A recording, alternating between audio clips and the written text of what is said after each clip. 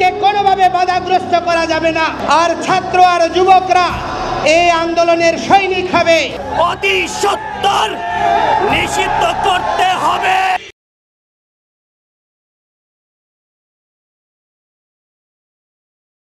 গত কয়েকদিনে নানা কর্মসূচির মাধ্যমে চট্টগ্রাম সহ দেশে অস্থিরতা তৈরি করেছে ইসকন নামের একটি সংগঠন। আমার দেশ পত্রিকার সম্পাদক মাহমুদুর রহমানকে দিয়েছে নানা রকম হুমকি। বিশ্বের কাছে বর্তমান সরকারের ভাবমূর্তি ক্ষুণ্ণ করার চেষ্টায়ও লিপ্ত রয়েছে এই সংগঠনটি। বিশেষ করে ইসকনের সাথে যোগ হয়ে নানা রকম অপপ্রচার চালাচ্ছে ভারতের বেশ কিছু মিডিয়া। এসব অভিযোগ করে সংগঠনটির কার্যক্রম বাংলাদেশে নিষিদ্ধের দাবি উঠছে বিভিন্ন মহল থেকে।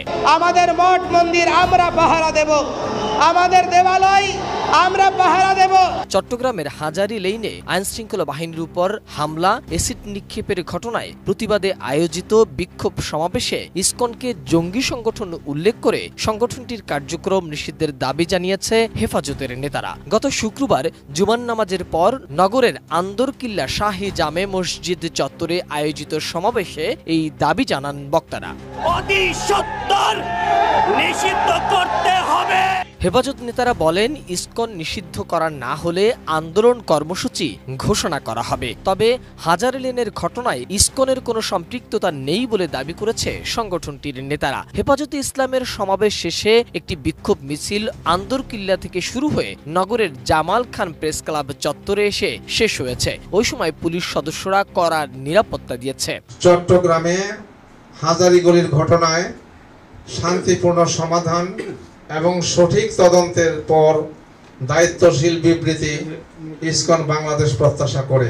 গত মঙ্গলবার ওসমান আলী নামের হাজারী লেনের এক ব্যবসায়ীর দেয়া ইসকন বিরোধী ফেসবুক পোস্ট ঘিরে সংঘর্ষের ঘটনা ঘটে। ওই পোস্টের প্রতিবাদে 500 থেকে 600 ইসকন সদস্য হাজারী লেনে জড়ো হয়ে ওসমান ও তার ভাইয়ের দোকানে আগুন দেওয়ার চেষ্টা করেন। ওই উত্তেজনার মধ্যে সেনাবাহিনী, পুলিশ ও বিজিবির সদস্যদের 6টি টহল দল ওই এলাকায় পৌঁছে এই দুই ভাইকে উদ্ধার করে। আইনি প্রক্রিয়ায় বিষয়টি সমাধান দেয়া হবে আশ্বাস দেয়া হলেও কিছু ব্যক্তি আরও আক্রমণাত্মক হয়ে ওঠেন।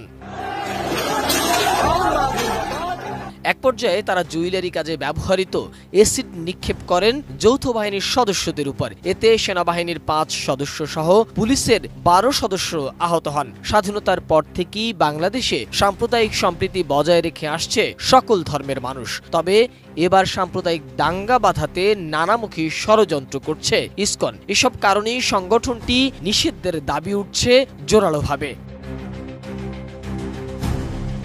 মোহাম্মদ সোহাগ বিশ্বাস, এটিএন নিউজ, ঢাকা।